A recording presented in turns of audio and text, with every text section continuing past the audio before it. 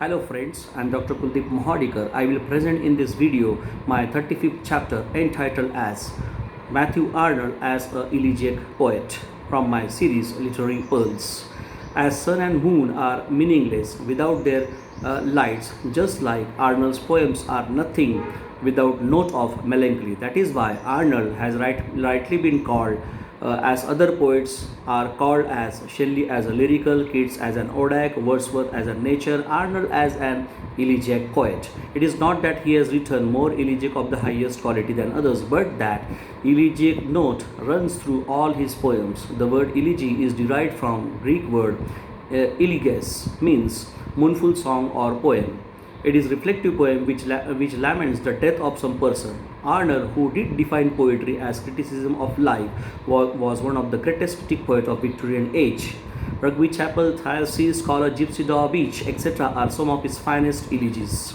Arnold has written various types of elegies like personal, impersonal, commemorative, pastoral. Not only has Arnold wrote a number of elegiac poems, but they also constitute his best work in poetry, such as Thysis is an elegy on his friend Chloe, Rugby Chapel is memorables on his father's death, A Southern Night is on the death of his brother, Westminster Abbey is written on the death of Dean Stanley, Memorial Verses is lament on the death of Wordsworth and other two poets like Goethe and Byron.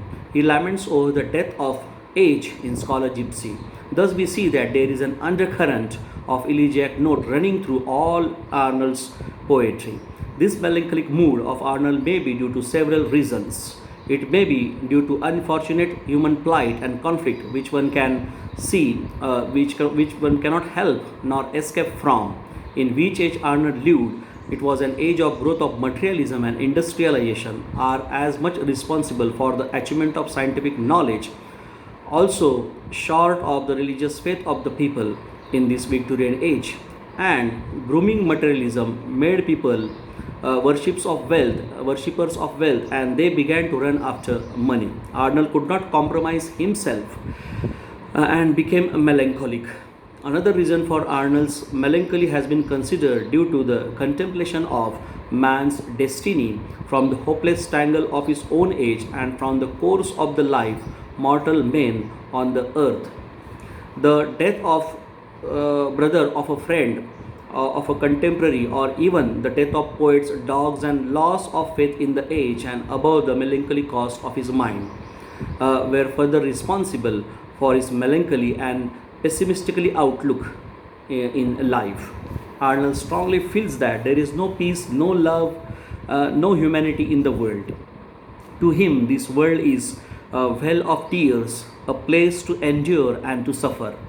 In famous poem Daw Beach, he has given a very effective picture of the misery of human life. But there is no ray of hope in such a world. He seeks comfort in the constancy of true love. I quote, "Our love, let us be true to one another, for the world which seems to lie before us like a land of dreams," I unquote, hath really neither for nor love nor light, nor certitude nor peace, nor help for pain, and we are here as on a darkling plain, swept with confused alarms of struggle and fight, where ignorant armies clash by night. So he is haunted by sense of isolation in the world. He feels that man is utterly lonely and companionless. In lines to Nargurit, he strongly emphasizes on his loneliness of human beings. Yes, is the sea of life misled with echoing straits between us, thrown dothing the shareless watery mild.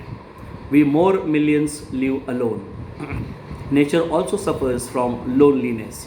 Arnold thinks that man is nothing but a wanderer, is a man right from his birth. He describes himself as a solitary and forlorn wanderer, wandering between two worlds, one dead, the other powerless, to be born with nowhere, yet to rest my head.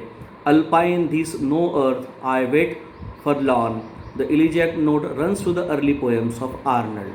In grief and despair, man leads his life without ever experiencing the glow or joy of life.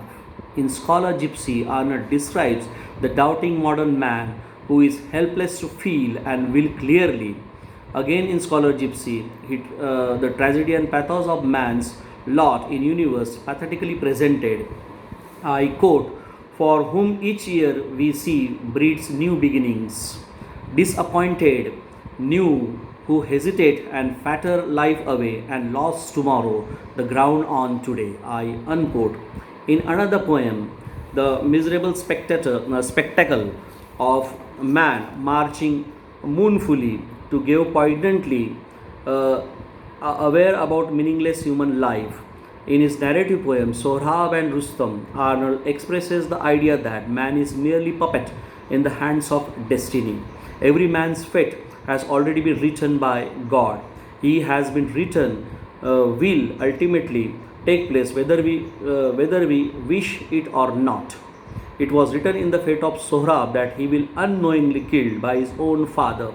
At the time of fight with Rustam, expresses his belief in fate and man's helpless and uncertain condition when he says, I quote, "Far we are all like swimmer in the sea, poised on the top of a huge wave of fate, which hang uncertain to which side to fall." I unquote. Rustam did not know that Sohrab was his son, and he fatally wounded by him. But when Rustam came to know that Sohrab was his own son, he wanted to commit suicide in agony. When Sohrab checked Rustam from this action and said, "Father, forbear, for but with today the doom which at my birth was written down in heaven, and thou art heaven's unconscious land." So, he says further that for like to lightning to this field I came, and like the wind go away, but it was right in the heaven that this should be. So Rugby Chapel is personal elegy in which the poet mourns on the death of his father who died 15 years ago. The poet happens to visit Rugby Chapel and the site of the chapel wall which remind him of his dead father who ruled the supreme for a long period. Thus the mainstream of Arnold's thinking, and he goes on to philosophic on the sadness of human destiny. Man's lot in this world is only helpless and hopeless. He is fruitless striving against the buffets of misfortune and mountains of difficulties. He is tossed about by cruel destiny like a seaweed on the waves of an ocean. The journey of life is long and difficult one, a long sleep journey, though sun gorges over mountain in snow. His memorial verses, an elegy on death of great English nature poet William Wordsworth. Arnold called him the last poetic voice. He first pays a glowing tributes to Goethe, Byron, and Wordsworth. He speaks to Byron. I quote, "He speaks little, but our soul had left him like a thunder." I unquote. Even Arnold says that Goethe is man who have everything about human suffering, their wound and weakness. He looks on Europe's dying hour of fulfilled dream and feverish flowers. During this time, the age was full of suffering, of spiritual paralysis. There was industrial growth. Man ran only after material achievements. There was no humanity. That is why the age of Arnold is called the time of Europe's dying hour.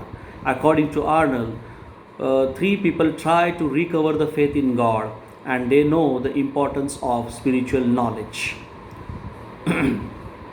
So this was all about from my side on Matthew Arnold as a Elegiac poet. Thanks, friends.